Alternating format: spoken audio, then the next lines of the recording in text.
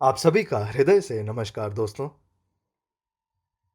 आइए कहानी शुरू करने से पहले एक एक कप चाय हो जाए। चाय बनाइए, कहानी सुनते रहिए।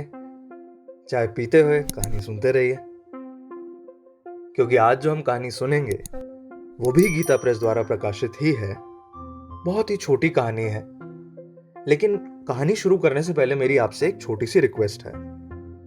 आप सभी अपने दिमाग में वो सभी लोग ले आइए, वो लोग जिन्होंने जब आपको मुसीबत आई आपको तरह तरह की एडवाइसेस दी, लेकिन उस एडवाइस को देने के पीछे उनके पास अपना कोई अनुभव नहीं था, सिर्फ खाली बातें ही थी। एक्सपीरियंस बिल्कुल जीरो था। शायद वो उन सब मुसीबतों से गुजरे भी नहीं, लेकिन फिर भी बोलने के लिए आपको एडवाइस दे गए। या आपको अपने निजी जीवन में भी लोग मिल सकते हैं, या सोशल मीडिया में भी बहुत सारे ऐसे लोग हैं जो तरह तरह के टॉपिक्स के बारे में एडवाइस करते हैं। पढ़ाई के बारे में, लाइफ के बारे में, psychology, mind, spirituality, yoga, meditation और बहुत सारे टॉपिक्स। जब जब आपको प्रॉब्लम आती है आप स्क्रॉल करते हैं और आप देखते हैं कि कहीं ना कहीं से आपको एडवाइस मिल जाती है, लेकिन ये नहीं पता कि वो एडवाइस जो आ रही है क्या सामने वाला उस एक्सपीरियंस से बता रहा है या सिर्फ ऐसे ही बता रहा है। इसी टॉपिक को ये कहानी आज डिस्कस करती है। तो आइए मिलकर शुरू करते हैं इस बेहतरीन कहानी को, और इसका नाम भी थोड़ा सा लंबा है, जिसका नाम है दूसरे का कल्याण कौन कर सकता है। एक राजा था। उसने सुना कि राजा परीक्षित ने भागवत की कथा सुनी तो उनका कल्याण हो गया। राजा के मन में आया, अगर मैं भी भागवत की कथा करता हूं, भागवत की कथा सुन लूं तो मेरा भी कल्याण हो जाएगा। मैं ऐसा क्यों नहीं करता कि मैं भी भागवत की कथा रख लेता हूं। लेकिन कथा करेगा कौन? अरे पड़ोस में पंडित जी है ना। ऐसा विचार करके राजा ने एक पंडित जी से बात की। पंडित जी, हमारा एक प्रस्ताव है कि हम भागवत की कथा रखना चाहते हैं, तो आप शीघ्र अतिशीघ्र बता दीजिए कि हम कथा कब आरंभ कर सकते हैं। महाराज, जब आप चाहें तब हम शुरू कर सकते हैं। पंडित जी ने भागवत सुनाने के लिए हामी भर दी। निश्चित समय पर भागवत कथा आरंभ हुई। 7 दिन बाद कथा समाप्त हुई। दूसरे ही दिन राजा ने पंडित को बुलाया और कहा, आ गए पंडित जी, आइए बैठिए। मैं ये सब आपको मैं कैसे समझाऊं पंडित जी, मेरा मेरा सर फटा जा रहा है। पंडित जी, इतने मन से मैंने एक कथा रखी थी, आप ही बताइए। देखिए, ना तो आपने भागवत सुनाने में कोई कमी रखी, बिल्कुल नहीं, जैसा जैसा कहा आपने वही किया। ना तो देखिए मैंने सुनने में कोई कमी रखी, आप सबसे पूछ लीजिए। अरे फिर भागवत सुनने पर कोई फर्क क्यों नहीं पड़ा? बात क्या है? महाराज, बस क्या महाराज, इसका उत्तर तो मेरे पास नहीं है, मेरे गुरुजी बता सकते हैं ना। महाराज, आप ऐसा कीजिए, इसका उत्तर तो मेरे गुरुजी देंगे, तो आप मेरे गुरुजी को आदर पूर्वक यहां लाकर उनसे उनसे पूछ लीजिए। हाँ, तो हो सकता है आपको अपने सवाल का उत्तर मिल जाए। तो ऐसा कीजिए, आप उन्हें आदर पूर्वक यहां बुलाइए। मेरी आपसे विनम्र प्रार्थना है, आप समझ रहे हैं ना? जी जी महाराज, मैं समझ रहा हूं। पंडित जी ने अपने गुरुजी को यहां पर पूरे महल में बुला लिया। वो राजा के पास आ गए। राजा ने अपनी शंका गुरुजी के सामने रख दी। गुरुजी, आप इतने आदरणीय हैं, आप कृपया करके इस इस दुविधा को दूर कीजिए। देखिए, भागवत सुनने पर मेरा कल्याण क्यों नहीं हुआ? परीक्षित जी भी तो थे, उनका कल्याण कैसे हो गया? अरे, मेरे मन की हलचल क्यों नहीं मिट रही है? गुरुजी ने राजा से कहा, थोड़ी देर के लिए, केवल थोड़ी देर के लिए आप मुझे अपना अधिकार देते हैं। राजा ने बात स्वीकार कर ली। अब गुरुजी ने आदेश दिया, मंत्रीगण, यहां आपकी सभा में कितने राजपुरुष हैं? गुरुजी, बहुत सारे हैं। नहीं, बहुत सारे नहीं चाहिए, आप 4 राजपुरुषों को यहां भेज दीजिए। उन्होंने भेज दिए।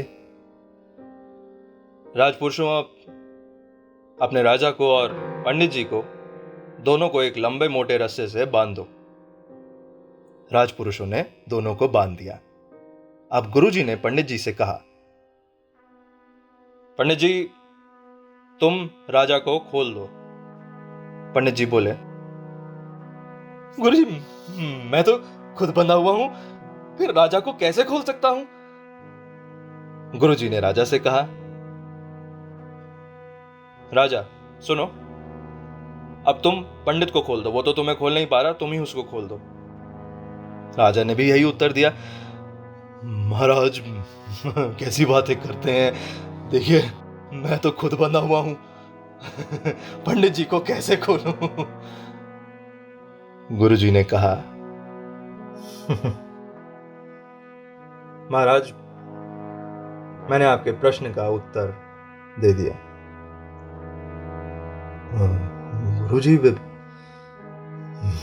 मैं कुछ समझा नहीं, कृपया करके थोड़ा समझाइए। बिल्कुल। राजा जी, एक बात समझिए, आपके बगल में पंडित जी हैं, वो खुद बंधे हुए आदमी हैं, वो दूसरे को नहीं खोल सकते हैं। आप एक बार खुद सोचिए, जो बंधा हुआ है वो दूसरे को कैसे खोलेगा?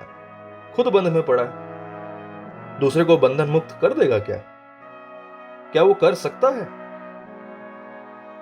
आप समझदार हैं, क्या वो दूसरे का कल्याण कर पाएगा? महाराज, जो खुद बंधन में है वो दूसरे को कभी भी बंधन मुक्त नहीं कर सकता। अनुभवी पुरुष से जो लाभ होता है ना, वैसा लाभ दूसरे पुरुष से नहीं होता। आपको ये बात समझनी चाहिए। इसलिए हमेशा अनुभवी पुरुष की जो वाणी है, उसके अनुसार ही आपको अपना जीवन बनाना चाहिए। मैं उम्मीद करता हूं आप मेरी बात समझे होंगे। उसके लिए मुझे एक छोटा सा खेल रचना पड़ा, आप ही को समझाने के लिए।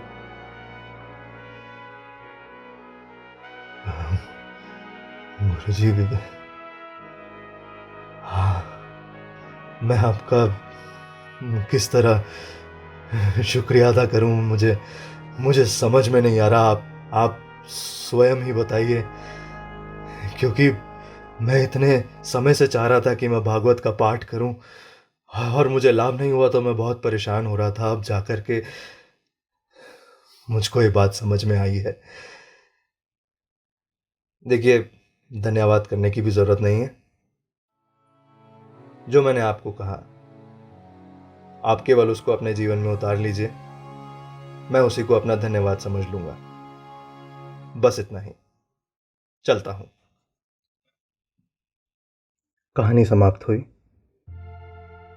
लेकिन ये जो कहानी की खुशबू है, उसकी जो सीख है, हम समय चलते ऐसा बहुत हद तक होता है कि हम कहानी भूल जाएंगे। हमें थोड़ा थोड़ा याद रहेगा, पात्र भी भूल जाएंगे, क्या डायलॉग्स थे, क्या बातें हुई, सब कुछ भूल जाएंगे। लेकिन जो उसकी एक एसेंस है, उसकी जो खुशबू है, जो वो एक बात बोल के जाती है, वो कहीं ना कहीं सालों सालों तक हमारे मन में रुक जाती है। जैसे यहाँ पर जो व्यक्ति खुद बंधा हुआ है, जिसका खुद का उसमें कोई एक्सपीरियंस नहीं है, जो खुद उस मुसीबत में है, यदि वो हमें राय दे या हम उससे हेल्प लेने जाएं उसी मुसीबत के लिए, तो हम ये बहुत बड़ी मूर्खता कर रहे होंगे। उसी समय पर हमें ध्यान से ये ज़रूर देखना चाहिए कि क्या उसकी लाइफ में उसका वो एक्सपीरियंस रहा। यदि नहीं रहा और हम फिर भी राय ले रहे हैं तो हम अपना बहुत भारी नुकसान कर रहे हैं, क्योंकि हमारे मन में कुछ उल्टी सीधी धारणाएं बन जाएंगी जिसकी वजह से हम आगे प्रॉब्लम में आएंगे, क्योंकि हम उन धारणाओं के बेसिस पर आगे डिसीजंस लेंगे।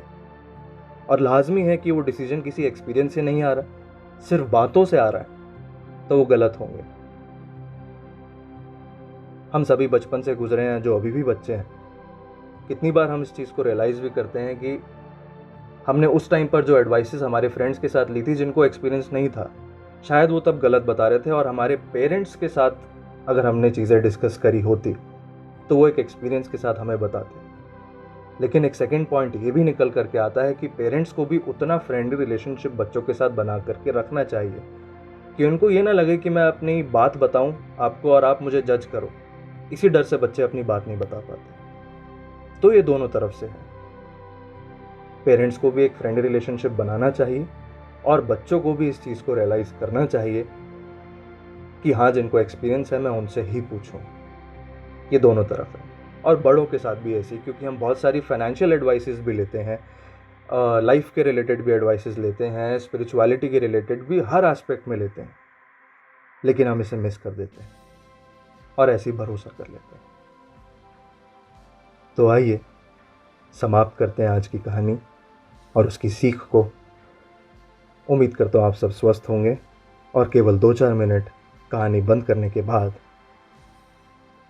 सिर्फ 2 से 4 मिनट प्रार्थना करने बैठें कि हम जल्दी कोरोना मुक्त वर्ल्ड में जी पाएँ, क्योंकि अब डेल्टा वेरिएंट भी आ गया है। मुसीबतें बढ़ती ही जा रही हैं, ख़त्म होने का नाम नहीं ले रही। तो आइए, जो हम कर सकते हैं, प्रार्थना और प्रिकॉशंस लेना, वो दोनों करें। आप सभी का बहुत बहुत शुक्रिया।